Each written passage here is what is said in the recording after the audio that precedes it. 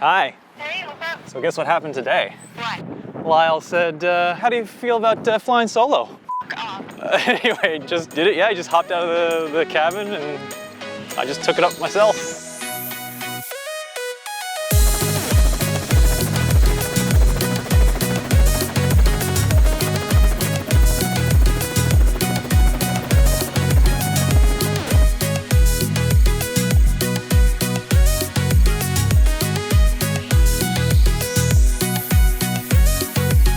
Adding it to the wall of solo flights. Successful solo flight Hall of Fame.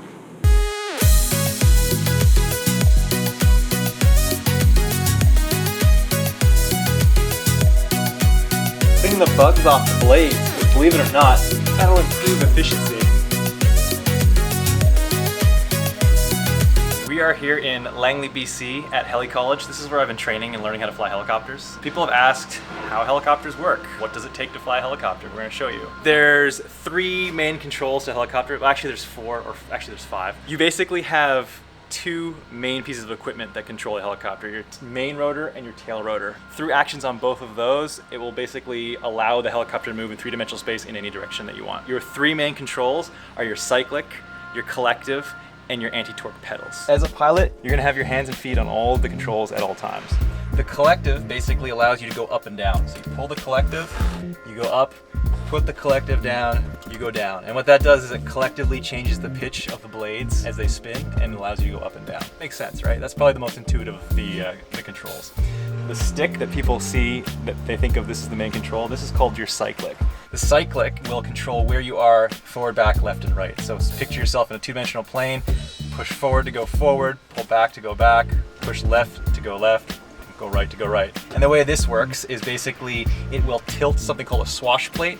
Where you push changes the tilt of the disc, left, right, forward, back. And then finally, the anti-torque pedals. And the reason why they're called anti-torque pedals is because if you think back to basic physics, there's so much physics involved in this. For every action, there's an equal and opposite reaction. As you are spinning your rotor, your nose of your aircraft will want to yaw the opposite direction. So the rotor's trying to spin this way, it'll try to torque you the other way. So what you have to have is an anti-torque control, which is why you have a tail rotor. Your pedals change the pitch of your tail rotor.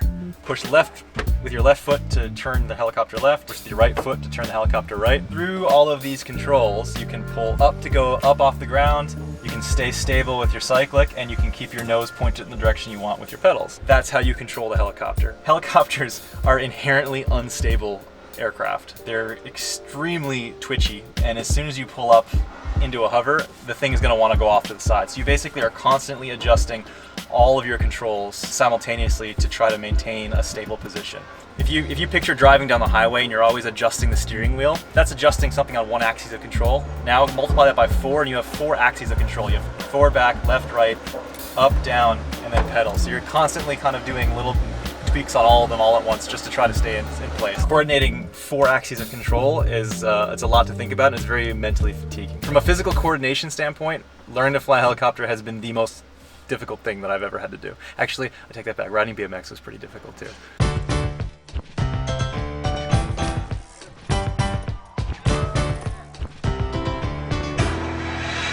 Yes, sir! So just to complicate matters further, each control is not independent of the other, so every little adjustment on one control will actually affect all the other controls. That makes everything a little bit more complex. You want to lift off the ground, you pull collective. As you change the pitch of the blades, it'll cause more torque. So when you get more torque, the nose of the aircraft will actually yaw to the right. So you actually have to put in left pedal simultaneously. But then you've got more pitch on your tail rotor blades. You start actually drifting sideways. You have to apply left on the cyclic to stay in one spot. Would you say that flying helicopters is one of your favorite things to do? I would say flying helicopters is one of my favorite things to do.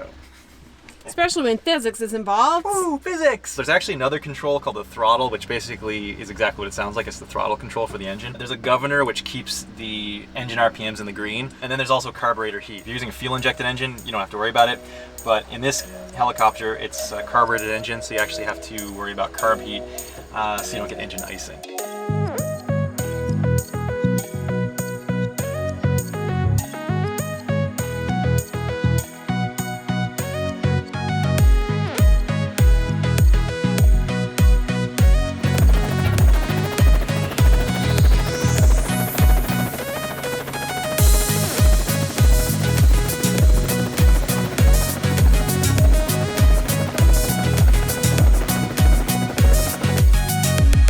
Dead Reckoning, which is basically a navigation method using distances and directions. It sounds so extreme. I feel like it needs like its own like hand motion. Dead Reckoning! Dead Reckoning! Dead Reckoning!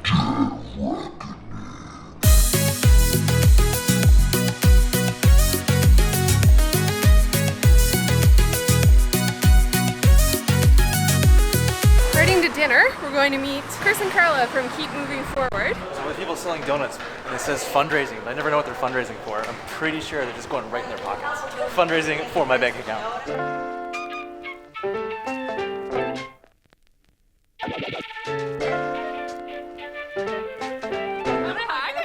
Hey Chris, there we go.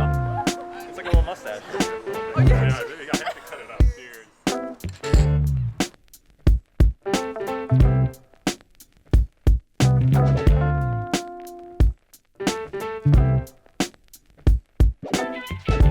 Set milestones with Chris and Carla from Keep Moving Forward. We'll link their vlog in the description box. I love them. Yeah, they're really nice people. They were so nice. Chris, Carla, we should have been friends before, so we could have been friends for the whole time. Indeed, indeed. We kind of met them at YouTube. Kind of. Internet is an amazing place. Over and out. What do we do now? We're gonna go home and edit. Oh yeah, I gotta finish the vlog. Okay.